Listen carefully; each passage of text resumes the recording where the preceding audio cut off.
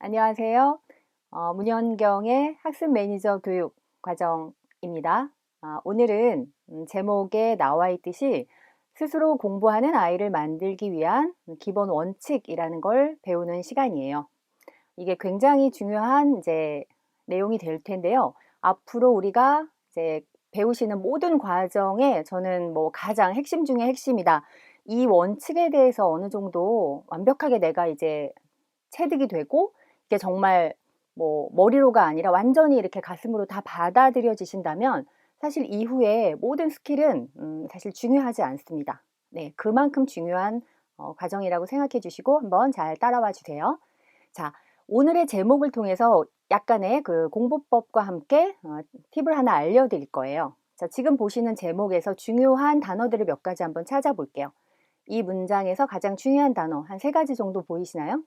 스스로 공부하는 아이를 만드는 일은 우리 어머님들의 로망이잖아요. 자, 그러니까 그거를 하기 위해서 강사인 제가 정말 너무나 중요합니다라고 심지어 기본 원칙이라고 지금 말씀을 드리고 있어요. 스스로 공부하는 아이, 그리고 우리는 원칙, 그런데 그 원칙 중에서도 기본 원칙을 오늘 배울 거예요. 자, 그러면 어머님들도 미리 이렇게 내가 지금부터 배울 내용, 자, 내가 알아야 할 내용이 뭐냐 하면 원칙을 알 거고 그것 중에서 기본 원칙을 내가 배우는구나 라고 이제 미리 생각해 보시고요. 이것에 대해서 답을 찾는다는 마음으로 제 강의를 들어주시면 돼요. 그러면 이 강의 끝에는 어떤 게 남을 수 있을까요? 네. 내가 아이를 스스로 공부하게 만들려면 이런 원칙을 가져야 하는구나 라고 하는 그 키워드를 꼭 기억해 주시면 됩니다. 이 원칙을 배우시게 되면 말씀드린 것처럼 이후에 여러 가지 방법론과 그리고 아이를 이제 키우시다 보면 수많은 상황에 부딪히게 되실 텐데 그때 내 행동이나 생각 이런 것도 판단을 결정할 수 있는 그 중요한 원칙이 거기에 굉장히 사용되게 되거든요. 그래서 어떤 가장 핵심적으로 탑 상위에 있는 원칙이다 생각해 주시고 학습 매니저가 되시기 위한 어머님들은 반드시 이 원칙을 숙지해 주셔야 됩니다. 자, 한번 다음 내용을 볼게요. 제가 첫 번째로 알려드리는 원칙, 한번 뭐가 있을까요? 이 괄호 안에 뭐가 들어갈 것 같으세요? 네, 공부는 누가 하는 것이다? 네, 공부는 아이가 하는 것이다. 이게 가장 중요한 원칙 중에 원칙입니다. 원칙은 어머니 쉽게 그 변화가 되는 것인가요? 바꿀 수 있나요? 네, 원칙은 그냥 원칙이에요. 네, 그래서 우리 매니저 어머님들이 아이의 공부를 이제 관리하시고 뭔가 도와주시는 매니저 역할을 하실 때에 이 관점을 반드시 가지고 보시면 어떤 문제가 가장 기본적으로 좋아지냐면 이거 뭔가 아이한테 공부나 뭐 과제에 관한 뭔가 이제 급한 상황들이 생기고 뭔가 이거를 아이가 자꾸 안 하려고 하고 막 실갱이가 생길 때가 있는데요. 이때 어머니들이 명확하게 이걸 기억해 주시면 돼요. 이거 누구 일이다? 네, 아이 일이다. 이 아이 일이에요. 자, 그리고 두 번째는 공부를 설사 아이를 억지로 시키자고 마음을 먹고 그렇게 하실 수 있죠. 좀 어렸을 때는 뭐 어머님들이 하라고 하는 대로 아이가 따라올 수도 있겠지만요. 우리가 아이나 어른이나 인간은 공통적인 그 특징이 있잖아요. 네. 자기가 하고 싶고 원해서 할 수밖에 없는 존재인 거. 자, 그러니까 우리가 아무리 이 과제를 시키고 싶고 이 공부를 이렇게 하게 하고 싶어도 어머니 아이가 하지 않으면 하고 싶지 않으면 아무 소용이 없어요. 그럼 반대로 이 말은 어머님들이 너무 안달복달하고 막 다그친다고 해결될 문제가 사실은 아니라는 거죠. 그래서 이거를 뭐 "네가 하는 거야. 네가 해야 되는 일이잖아."라고 뭐 방치하시라는 것도 아니에요. 좀 어렵나요? 네.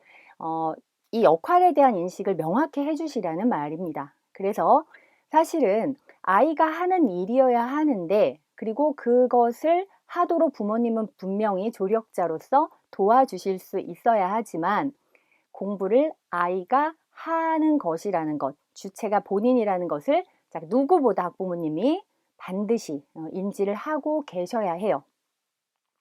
이해가 되시나요? 네, 완벽하게 이거를만 한 10분, 1시간 동안 아니 여러 날에 걸쳐서 '그래, 이 말이 무슨 말일까? 공부를 왜 아이가 하는 것이라는 걸 뭐 당연한 얘기 아니야? 이렇게 생각하지 마시고요. 이 원칙을 가슴에 새기고 반복해서 반드시 본인 것으로 완전히 만드셨으면 좋겠어요. 이 일은 아이의 일이고 아이가 해야 결과가 바뀌는 일이지 내가 어떤 경우에도 그것을 대신할 수 없고 그렇게 하는 순간 훨씬 더 많은 어려운 일들이 생길 것이다 라고 생각해 주시면 좋을 것 같아요. 이 다음에 보실 그 중요한 또 원칙은요. 바로 이 주도적 학습자의 정의라는 거예요. 주도적 학습자 여러 정의가 있을 수가 있는데 제가 지금 이제 화면에서 보시는 내용은 크게 아이들을 학습 능력 진단 검사 같은 것들을 통해서 분류를 한번 해보았어요.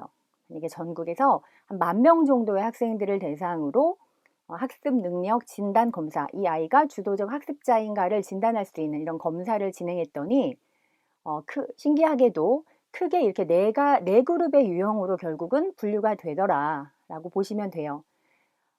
첫 번째 그룹이 뭘까요? 네, 화면 첫 번째에 있는 우등생형 그룹이에요. 가장 누구나 원하시는 그런 그룹이겠죠. 이 그룹의 특징은 좌측에 있는 이제 내용을 보시면 첫 번째로 이들은 공부를 하고 싶은 해야 하는 동기를 가지고 있어요. 학습의 동기가 있다. 어렸을 때는 물론 명확한 어떤 동기다라고 꿈이나 어떤 진로가 정해지지 않았겠지만 적어도 어떤 건 있냐면요. 이걸 해야 되는 일이라는 거 정도는 알고 있어요. 그리고 하면 뭐가 좋은지 네, 이런 정도도 동기라고 볼 수 있죠. 그래서 이렇게 동기가 있고 이 우등생들은 그 다음에 뭘 할까요? 네, 시간을 투자해요. 엉덩이를 붙이고 안 씁니다. 그리고 이 아이들은 결과가 잘 나와요. 그러니까 우등생형이라고 하겠죠. 열심히만 한다? 그러면 이제 노력형에 가까워요. 학습의 동기도 가지고 있고 잘하고 싶은 생각도 가지고 있어요. 그런데 그리고 실제 노력을 투자해요. 결과가 생각보다는 내 아이가 노력하는 것만큼 뭔가 이 아이가 좀 결과가 좀 아쉽다 그런 얘기를 어머님들 많이 하시거든요. 뭐가 문제일까? 그런데 이때는 방법적인 게 이제 좀 차이가 있다고 보시면 됩니다.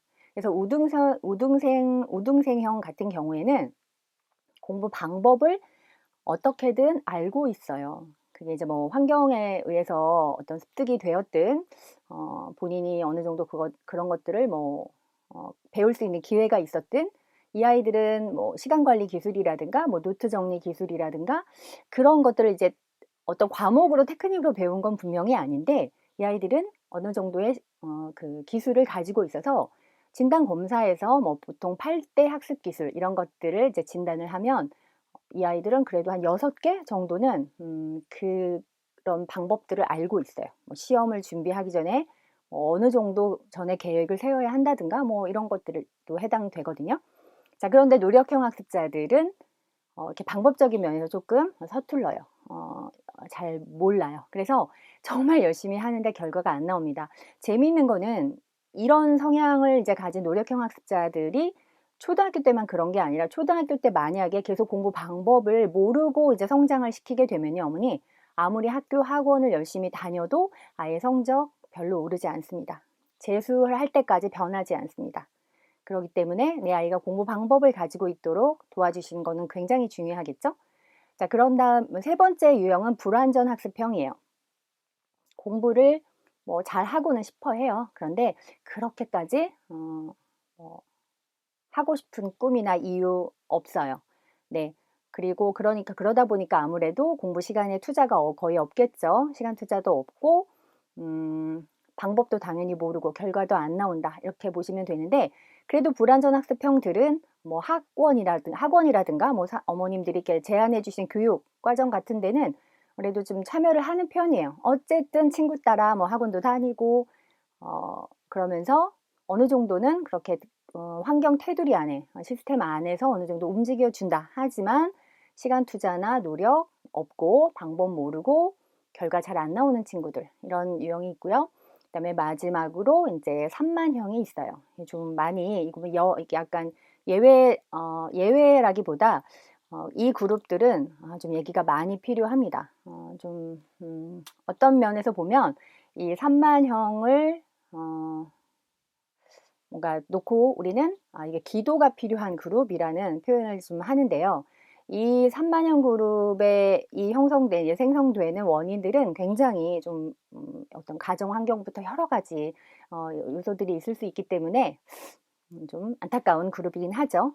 자, 하지만 이 아이들도 사실은 어떤 일정한 도움, 정확한 도움이 또 수반이 되면 당연히 조금씩 성장하고 나아질 수 있는 그런 친구들이에요. 자, 그래서 우리는 우등생형부터 산만형까지 어느 누구도 이제 포기하면 안 되죠.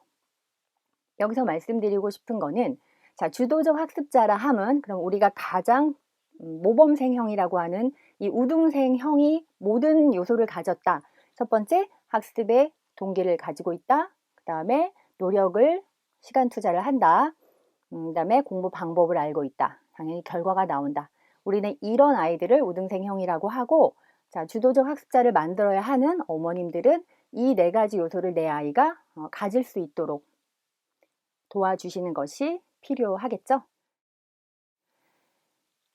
등급으로 이제 보면은 우등생형이 뭐 1등급에 해당한다고 보실 수 있고요. 이제 노력형이 뭐 2에서 3등급 정도, 불완전 학습형이 4, 5등급, 또 그 이하 등급을 굳이 등급으로 나누자면 좀 그런 유형으로도 연결이 돼요. 그래서 되게 재미있다고 생각하는 건 10,000명의 학생들이 결국은 이렇게 네 가지 그룹으로 나뉘어지고 이 그룹별로 우리가 어떤 매니지먼트 해줘야 되는 방법적인 부분들은 조금 차이가 있을 수 있다. 이렇게 이해해 주시면 됩니다. 자, 그러면 우리가 알아야 될 원칙인 주도적 학습자를 정의할 때, 자, 학습의 동기가 있는가? 내 아이를 떠올리시면서 한번 떠올려 보세요. 내 아이는 학습의 동기가 있나요? 네, 공부를 잘 하고 싶어 하나요? 할 수만 있다면 뭐가 좋은지 알고 있나요? 그리고 두 번째, 내 아이는 일주일에 얼마나 공부를 하죠? 학교 학원의 시간 빼고요.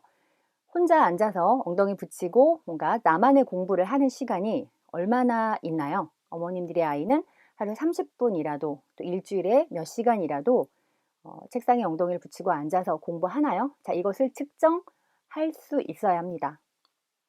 세 번째는 우리 아이는 기본적으로 가지고 있어야 할 우등생 공부 기술을 가지고 있나요? 이것을 점검을 해 봐 주셔야 되고요.